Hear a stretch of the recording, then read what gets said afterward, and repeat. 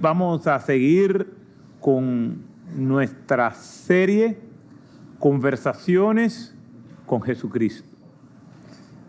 Y dejamos una trivia la semana pasada. ¿Quién será el próximo personaje o la próxima personaje que vamos a estar viendo?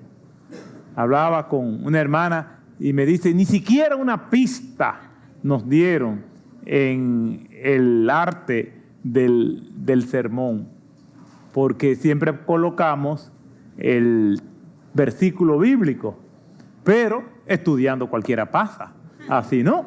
Entonces pusimos ahí, digamos, un título sugestivo, muy confuso con relación a lo que vamos a estar viendo. Pero si ustedes se ponen a pensar, muros derribados más allá de la frontera. No se dejen llevar solamente de del instinto de quién será, sino por el título. El título es muy claro con relación a lo que vamos a estar viendo. Así que vamos a orar y vamos a pedirle al Señor que nos dirija en esta parte. Gracias te damos, Dios, por tu amor y por tus misericordias, por tu amor, por tu gracia. Gracias por salvarnos. Gracias porque nos permite adorarte. Gracias porque podemos ahora comunicar tu palabra. A pesar de mis limitaciones, te pedimos, Señor, que tú hables a tu pueblo, que tú puedas traer convicción por medio de tu Espíritu Santo de pecado para acercarnos más a ti y vivir conforme a tu voluntad. Muchas personas que no te conocen estarán viendo y escuchando este sermón. Te pedimos que tú traigas esas vidas a tus pies, que tú los salves, Señor. Te adoramos y te bendecimos en el nombre de Jesús. Amén. Era un día como cualquier otro y todo era igual.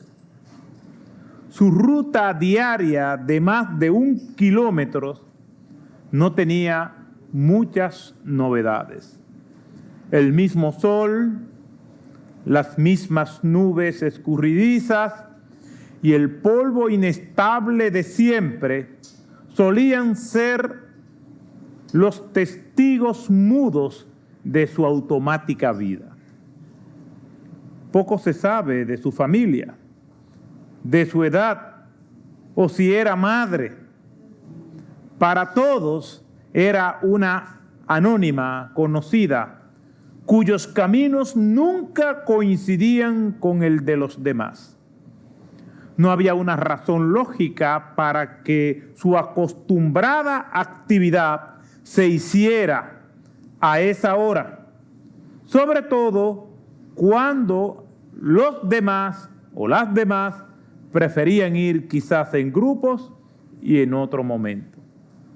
De esa mujer, cuyo nombre desconocemos, veremos algunos aspectos de su intrigante vida que resaltan en el inesperado encuentro con Jesucristo. A partir de ahora la llamaremos la Samaritana.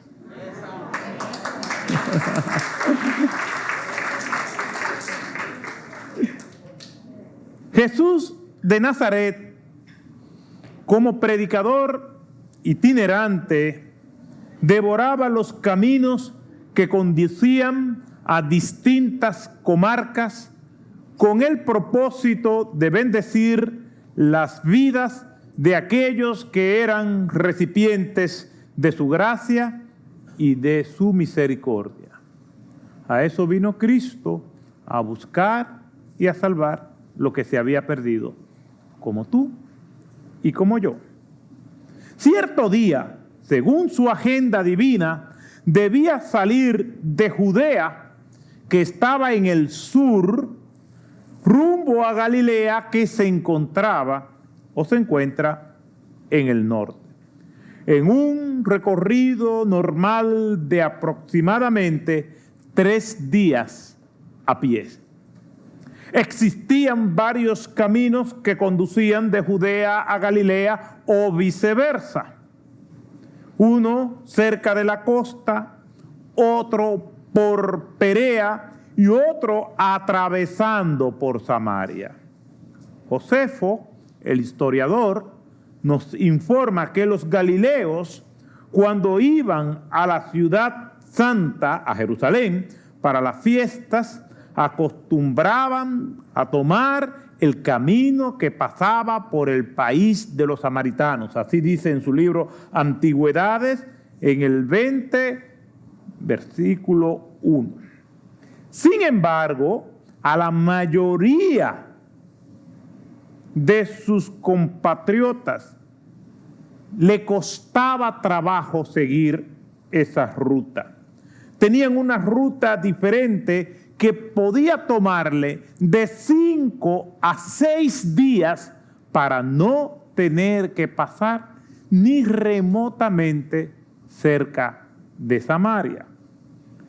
En el medio de estas dos regiones, es decir, la región de Judea en el sur y la región de Galilea en el norte, se encontraba la ciudad por la que la mayoría de los judíos no querían pasar. Se encontraba Samaria. Los judíos y los samaritanos se repudiaban visceralmente. No se trataban entre sí, como veremos más adelante. Y a pesar de las neblinas del pasado, su enemistad se aprecia claramente su enemistad se aprecia claramente a partir de las evidencias que tienen sus raíces en el Antiguo Testamento.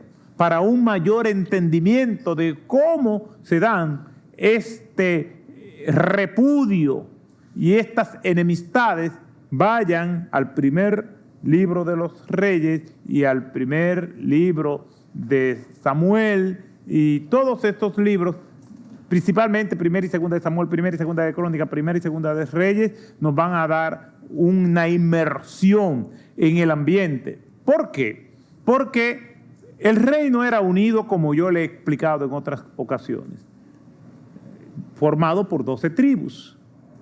Sin embargo, esas 12 tribus se dividieron.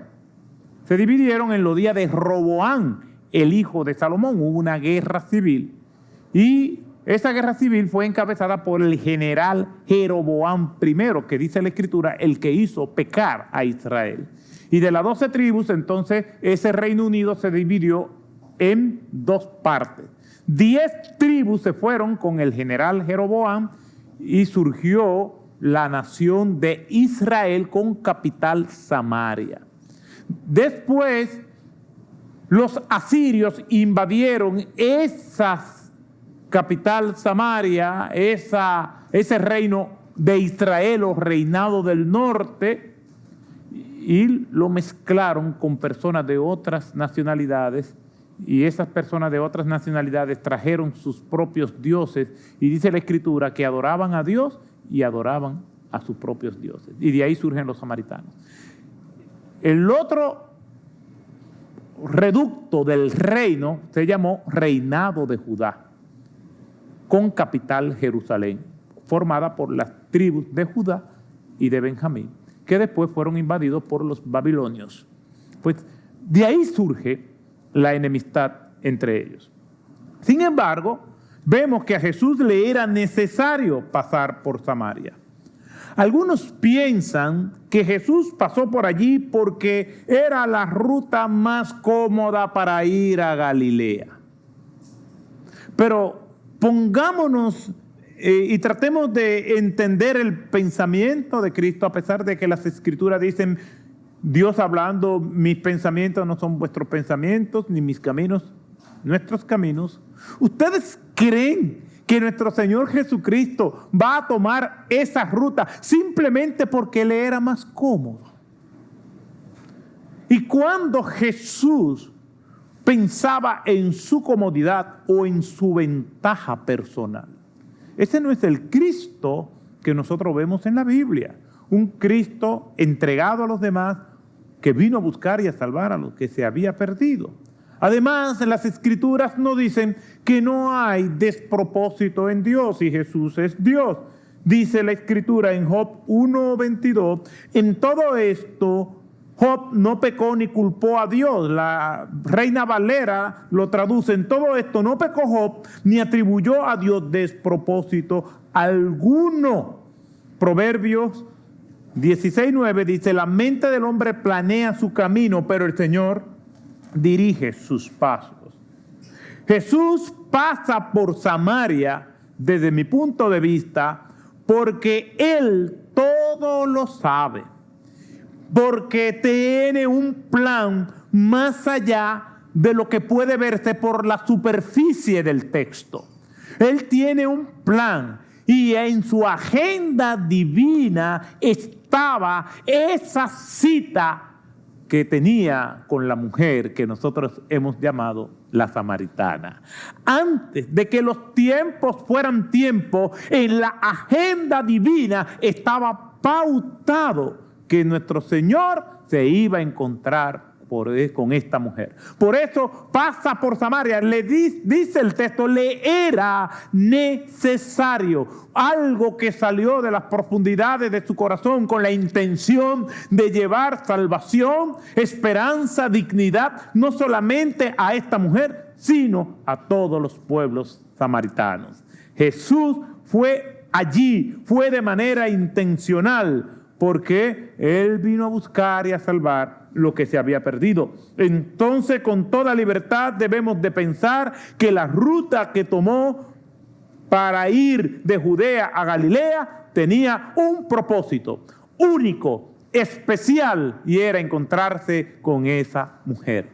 Trayendo esto a la realidad del día de hoy, no estamos aquí tampoco porque quisimos darnos una vuelta por la iglesia, ni por tradición, ni por superstición, ni siquiera para ver cuál era el personaje de hoy. Estamos aquí hoy porque Dios tiene un mensaje para ti y para mí. Esa es la razón. Y como no hay despropósito en Dios, ese mensaje debe ser escuchado, reflexionado y aplicado a cada una de nuestras vidas. Esa es la realidad. No es simplemente el azar o la intención o la comodidad.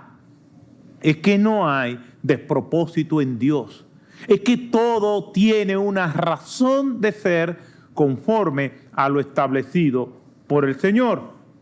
Para nuestro Señor había un propósito: encontrarse con aquella mujer samaritana.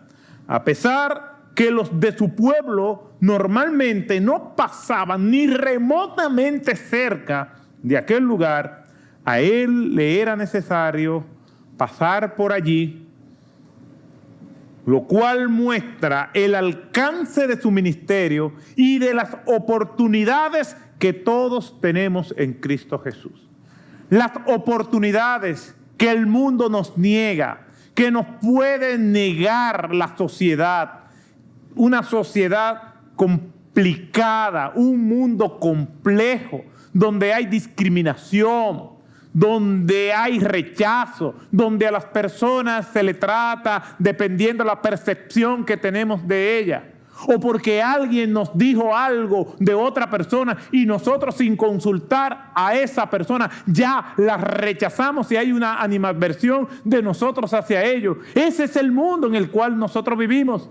El ejemplo que nos da nuestro Señor Jesucristo es que nosotros debemos de ir donde aquellos que nadie va. Vino a buscar y a salvar lo que se había perdido. Para nuestro Señor hay una sola raza y es la humana. Hay un solo país y se llama el mundo. Hay un solo color y es el de su sangre. Y hay un solo idioma que es el amor. Ese es nuestro Señor Jesucristo. No encontramos en nadie más esas características y esas virtudes que también deben acompañarnos a nosotros como hijos del Señor. Mientras otros rechazan, Jesús acepta. Él acepta mientras otros odian. Él ama mientras otros se alejan, y también Él se acerca cuando otros rechazan. Porque dice la Escritura en Juan 3:17, porque Dios no envió a su Hijo al mundo para juzgar al mundo, sino para que el mundo sea salvo por Él. Acostumbrada a la soledad, esta mujer hacía su trayecto con su pesado cántaro de agua y con un alma sedienta diariamente, con un desdén y desatino hacia la vida, pero con la urgente necesidad de seguir viviendo. A pesar de sus cargas, de sus dolores, de sus frustraciones, de su vida solitaria y misteriosa, ella seguía viviendo. Esta narración plantea preguntas tales como las que le menciono. Si la mayoría de las mujeres buscaban agua en compañía de otras, ¿por qué ella lo hace sola? Recuerden que en la narración, en la parábola del buen samaritano, nos cuenta la Escritura y nos dice el Señor que un hombre iba por un camino y que fue asaltado en el trayecto. Pablo, cuando hablaba de los peligros que él tuvo en su ministerio, o hasta ese momento, en 2 Corintios capítulo 11, versículo 22 en adelante, dice peligros en el camino. Los caminos eran peligrosos y todavía son peligrosos. ¿Por qué? Si la mayoría de las mujeres iban acompañadas, ella se iba sola. ¿Por qué iba a esa hora? Normalmente las mujeres buscaban el agua de todo el día a la hora temprano en la mañana, para no tener que ir en el transcurso del día. Se aprovisionaban de agua, pero no solamente eso, sino que era más fresco. Normalmente iban a las 6 de la mañana y tenían ya agua para el resto del día. Ella va sola, va a otra hora. Y una tercera pregunta es: ¿por qué, si había un pozo más cerca, ella tenía que ir más lejos? A 1 kilómetro de distancia aproximadamente. Quiere decir que eran 2 kilómetros. Seguro que estaba flaquita, porque hacer esa distancia diariamente y con los cántaros de agua era una carga muy pesada. El texto no nos dice el por qué ella hacía estas cosas. Lo que sí sabemos era que una mujer solitaria se había refugiado en la soledad, había levantado los muros que la aislaban de las demás, pero no de los demás. Se había autoencerrado. Ella había cavado los fundamentos para colocar las barreras y los muros de la soledad. ¿Por qué? Lo cierto es que hay personas que se autosegregan, que ellas mismas se excluyen y se inhiben de hacer vida social para no tener que rendir cuenta de su vida a nadie. Yo vivo mi vida como yo quiero y yo no tengo que darle cuenta de mi vida a nadie. Yo no confío en nadie. Y puede ser que alguien no confíe en nadie porque ha sido maltratada y tiene algún trauma. Creía en un padre que abusó, en una madre que abandonó, en un pastor que engañó. Tenemos nuestros modelos en la vida, personas en quienes nosotros confiamos. Incluso esas personas pueden convertirse en ídolos del corazón. Y es posible también que esas personas nos decepcionen y nos hieran. Y a partir de ese momento nos encerramos y comenzamos a levantar esos muros de soledad.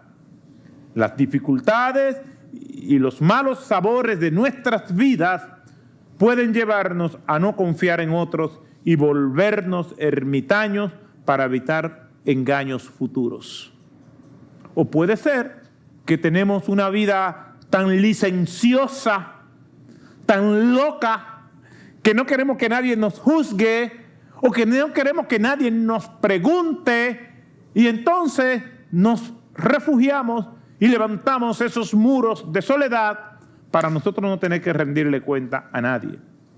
La persistencia de la samaritana es un reflejo claro de su condición emocional y espiritual. No quiere hablar con nadie, no quiere que sus ojos tristes se crucen con alguna mirada acusadora, porque con la aplastante carga de su conciencia era más que suficiente.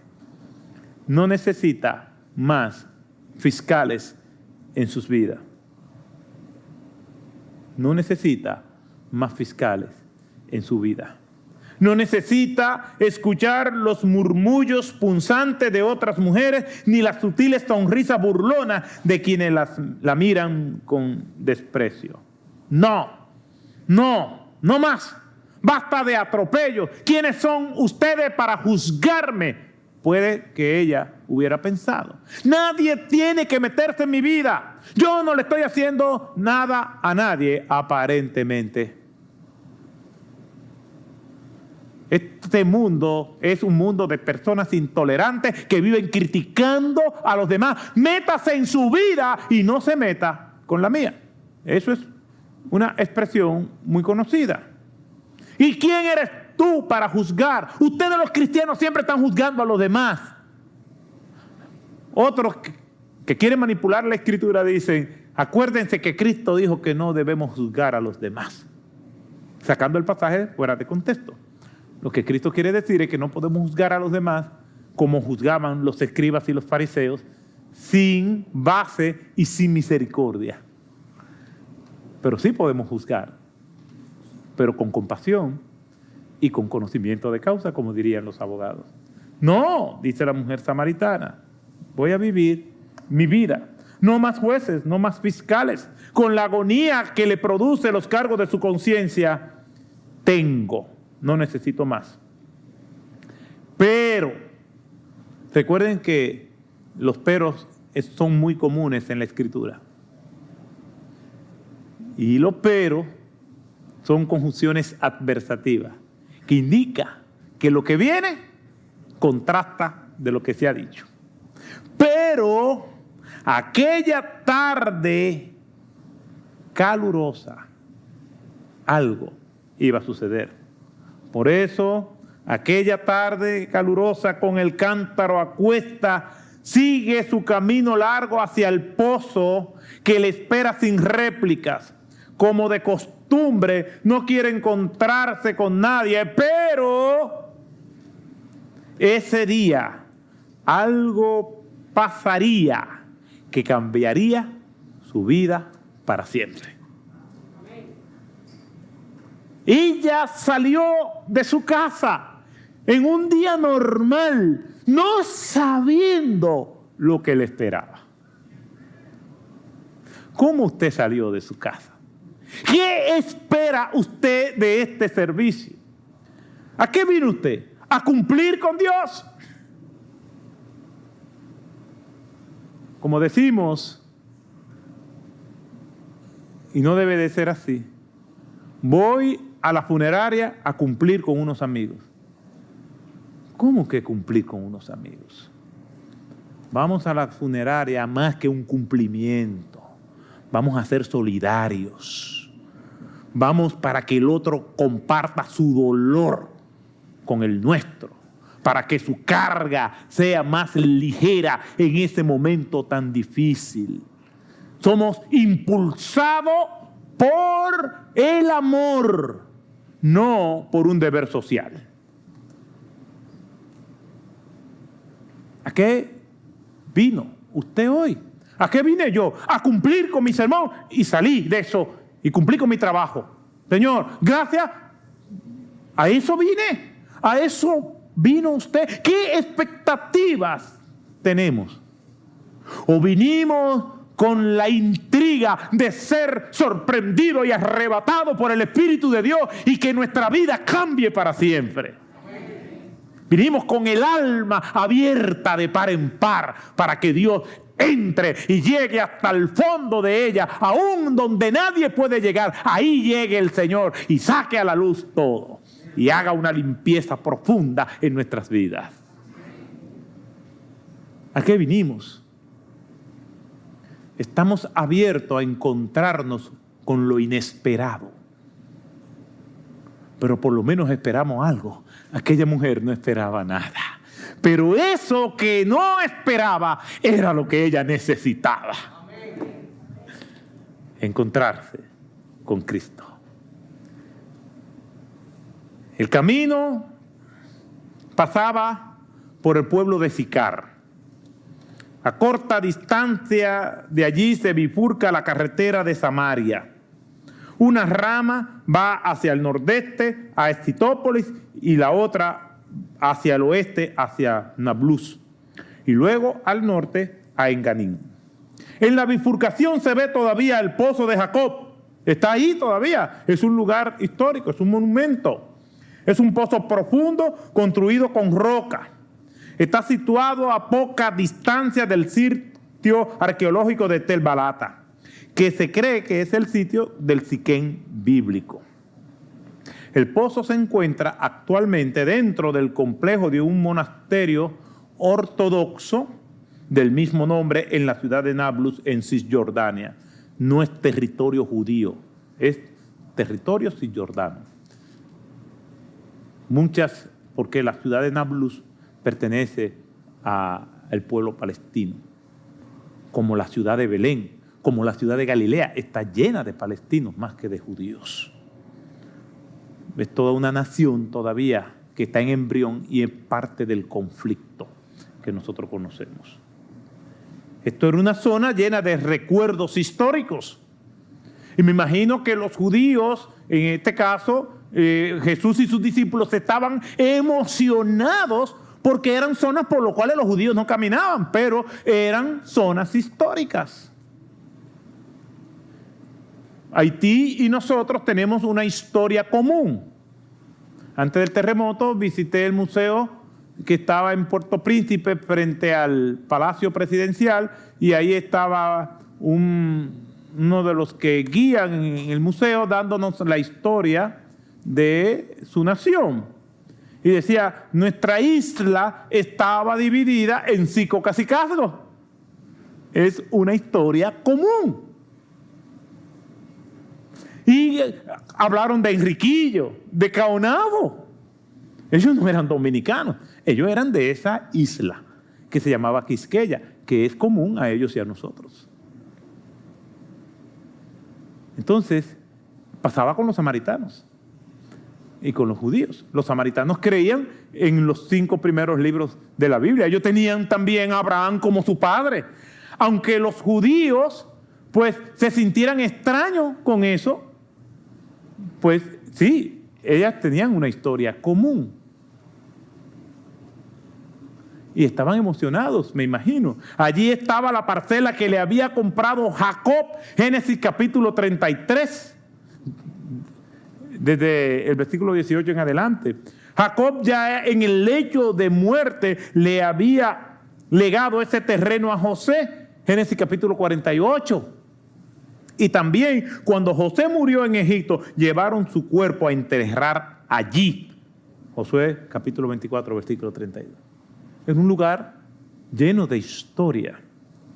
Con estos testigos silentes de un pasado lleno de historia, Jesús, acompañado de sus discípulos, como siempre, hace su entrada a territorio samaritano.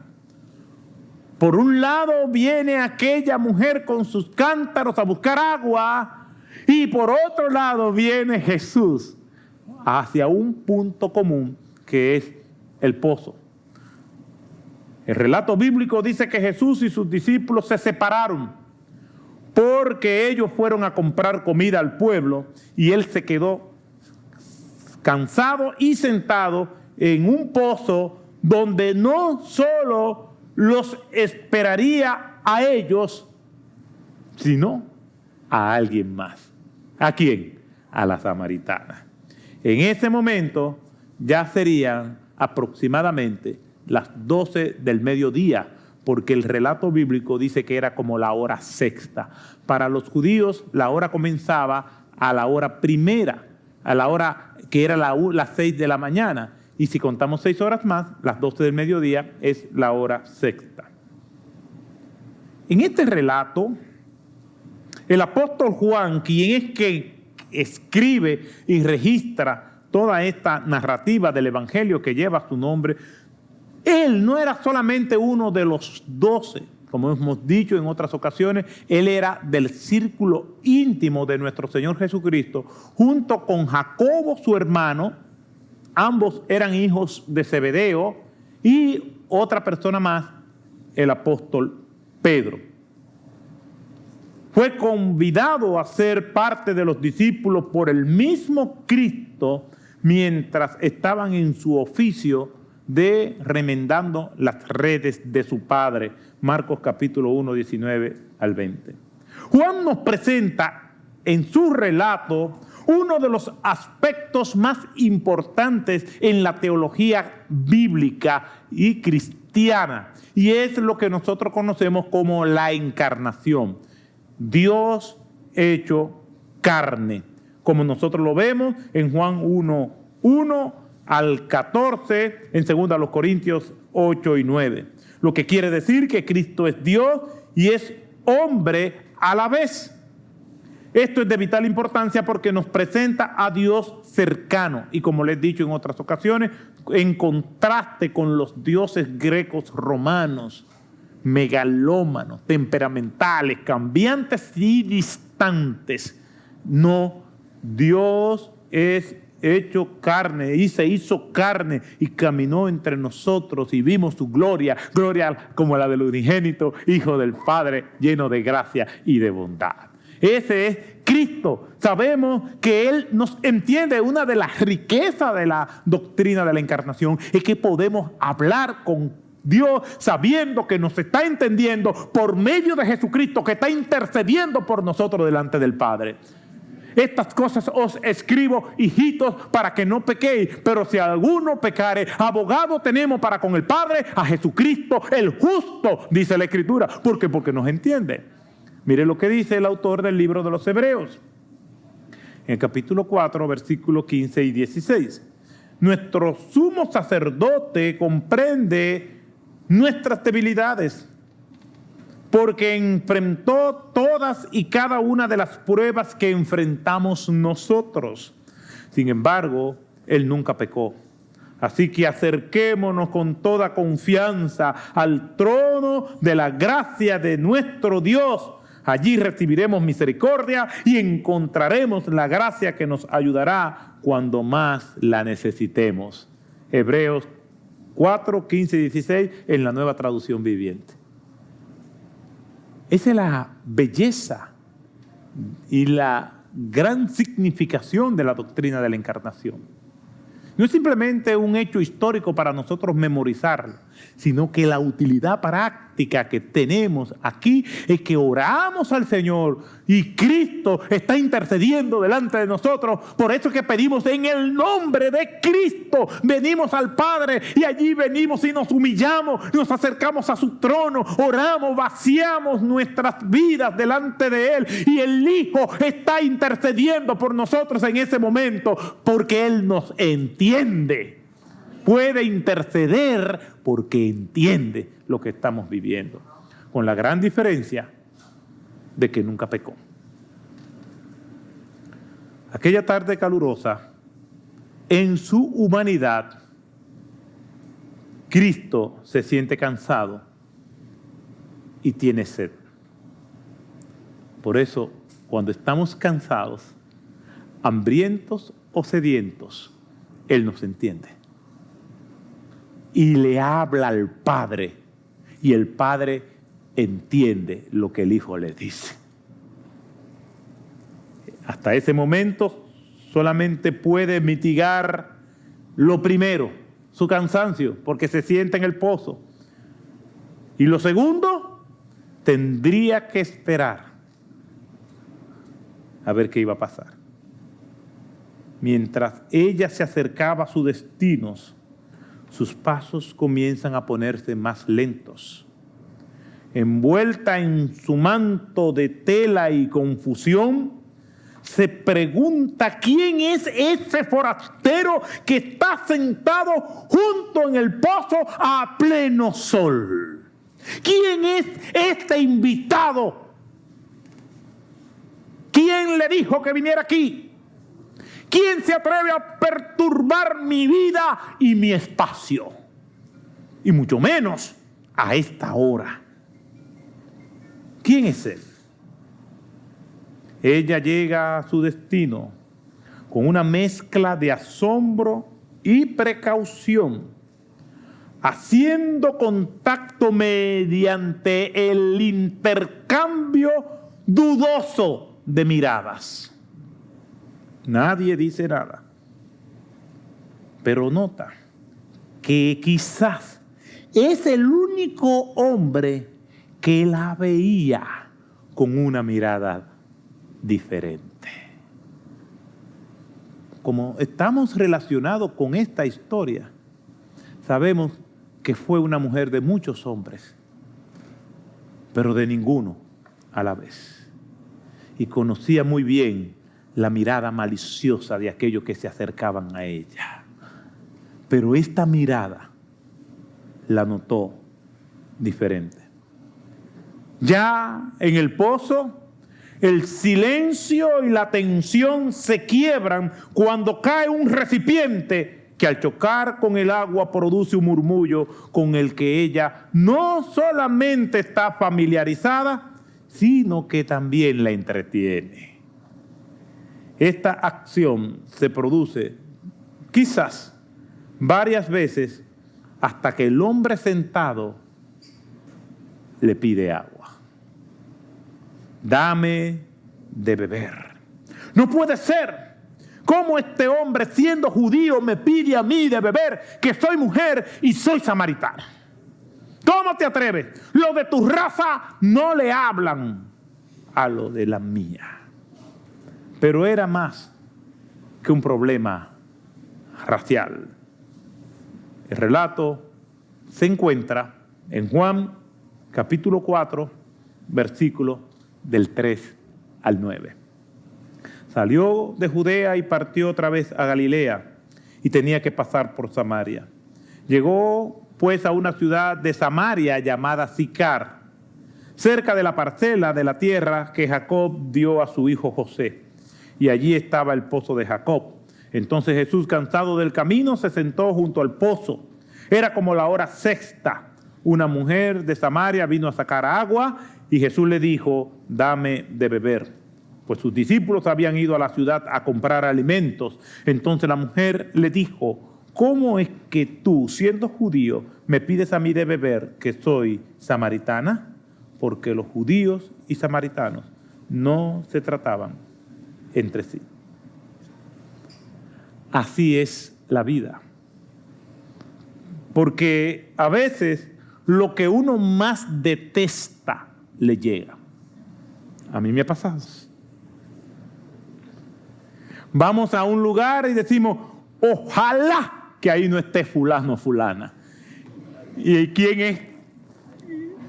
Que nos encuentra, que nos recibe hasta con los brazos cruzados. Oh, pero mira quién está aquí. Yo vine porque yo sabía que tú venías, porque fulano me dijo que tú venías. Y uno piensa en fulano cualquiera. Lo que a veces uno menos quiere, le llega. Y a veces lo que uno más anhela, nunca llega. Como Penélope, sentada en el banquito. La samaritana no tenía a Cristo en su agenda, pero Él sí la tenía ella desde antes de la fundación del mundo, porque así dice la Escritura. Somos perseguidores y somos perseguidos. Me encanta esa expresión de Malcolm Muggeridge. Somos perseguidores y somos perseguidos. Esta tensión permanente la tenemos en nosotros. A esto yo le agrego que no hay fugas exitosas cuando Cristo decide buscarnos. No hay manera de escapar. Podemos huir y eludir a este y aquel, pero no a Cristo. Podemos ajustar los horarios para esquivar el tráfico, podemos evitar conversaciones, personas y hasta ciertas circunstancias. Podemos eludir preguntas que nos inquietan hasta que un día nos encontraremos con Cristo en este pozo de la vida. ¿Y qué harás? Hoy estamos aquí y Cristo está aquí. Hoy estamos aquí y tú me estás viendo a través de esta transmisión. ¿Qué vas a hacer con Cristo? La Escritura dice que Él vino a buscar y a salvar lo que se había perdido. El primer distintivo sorprendente de esta historia es el movimiento radical que Jesús hace al iniciar la conversación. No es la samaritana, es Cristo. No es inusual para nosotros verlos hablar. Ver a Cristo hablando con la samaritana, vemos la historia y no nos sorprendemos, pero debería de sorprendernos. ¿Por qué? Notemos que la mujer se conmociona al escucharlo hablar, porque los judíos y los samaritanos no se trataban entre sí. Pero en adición a esto, Jesucristo es un maestro. ¿Cómo le dijo Nicodemo a Cristo? Rabí. Y los rabinos no hablaban con mujeres en público. Y el pozo es un lugar público. Y Jesús está derribando una barrera racial.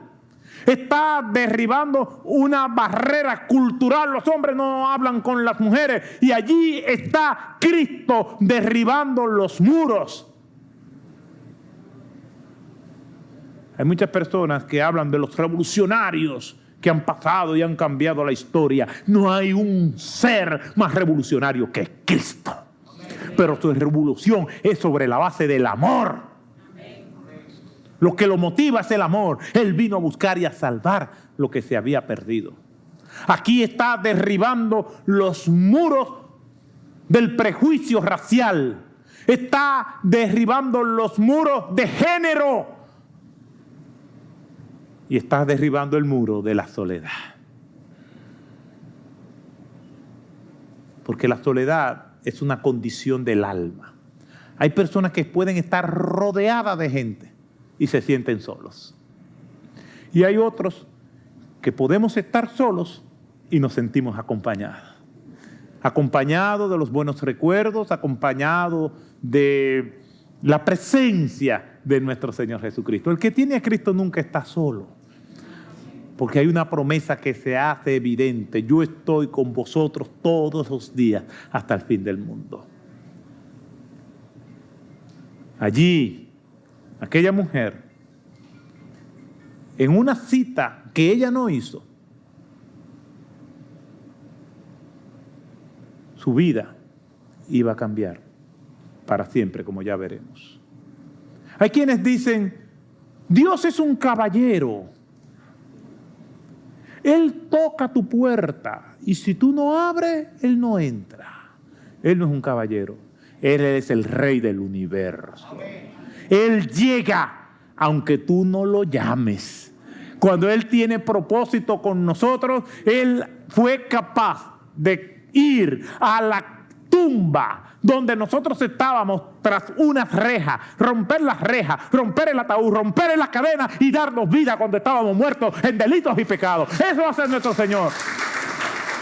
Eso hizo Cristo con nosotros. Lo único que tenemos que hacer es de rodillas, día y noche, pidiéndole perdón, clamando que tenga misericordia de nosotros cuando nosotros tenemos por inmunda su sangre, cuando no hacemos su voluntad.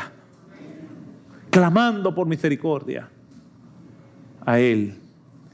Y esta señora fue sorprendida por ese mismo Cristo. Qué bueno es el Señor. Estas historias están escritas para que nosotros meditemos en Él. Para que nosotros meditemos en ese Dios bondadoso que vino a buscar por medio de Jesucristo lo que se había perdido. Tratamos aún de siendo cristianos, de levantar algunos muros. Pero Cristo vino a derribarlo todos. Lo que Él derribó, no trate tú de construirlo.